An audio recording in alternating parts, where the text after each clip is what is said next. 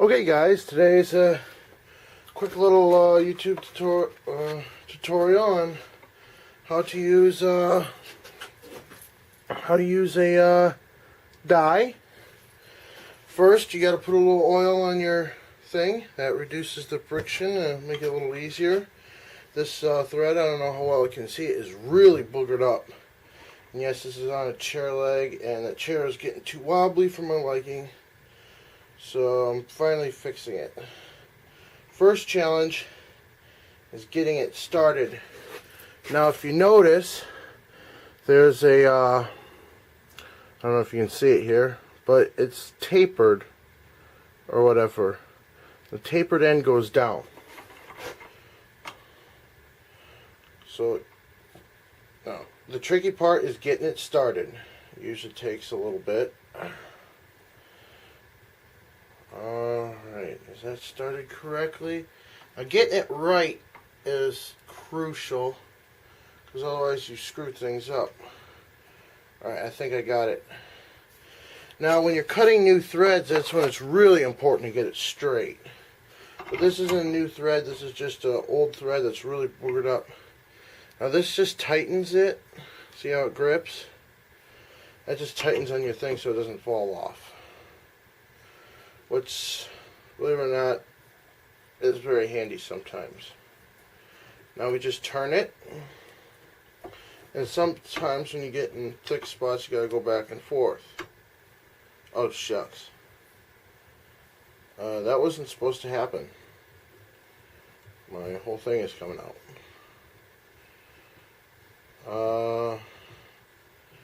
Okay, I don't know if you can see it now, but I'm back and I got it in the vise. Now when you put it in a vise, when you got threads, make sure you have a rag or something here, because otherwise it'll screw up your threads. So me, I put my rag in and I tightened it up. Now you just go down on it. Now, this is the tricky part. Sometimes they like to slip. Now here's another thing. Go back and forth, because otherwise you can do damage to things. And go a little farther each time, depending whether or not you cut new threads or doing ones that are severely boogered up, or. But yeah, go like a quarter turn forward and back off and just keep working it. That's all it is. It's really easy to use a tap and die set. Today I'm just doing a die. In case you're wondering, this is what a tap looks like. Just in case for those who don't know. I've never seen this stuff before. But if you notice, there are flukes. I don't know what you call them actually, but they're in here, and that's for the chips to go when you're either cutting new threads or cleaning out old ones. That's where all your chips go. And you can see it's tapered a little bit here. The dies are tapered as well. So just work it back and forth until it's clear. See how it's hard to turn?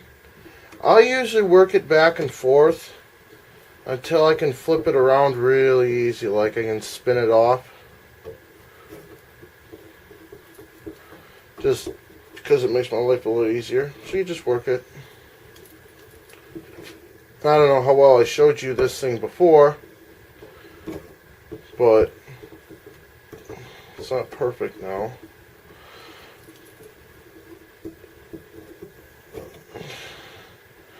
Of course, it'll probably never be the same as new. Well, it's almost like new.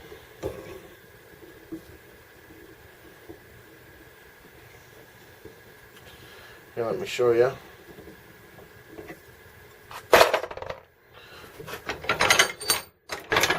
Now, before I started, these threads were virtually non-existent, and by using the die, I saved myself some money and just repaired the old ones.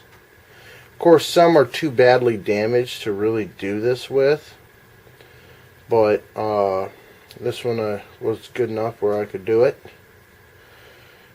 And sometimes you'll see little flaws in it, but that's normal, you know, because it was boogered up pretty bad. Now this, if you notice, the threads on this are still good because I used the rag, because otherwise typically that'll crunch on the threads and they'll be all screwed up. So yeah, and I believe that's it to using tap and dies. Pretty simple, straightforward. So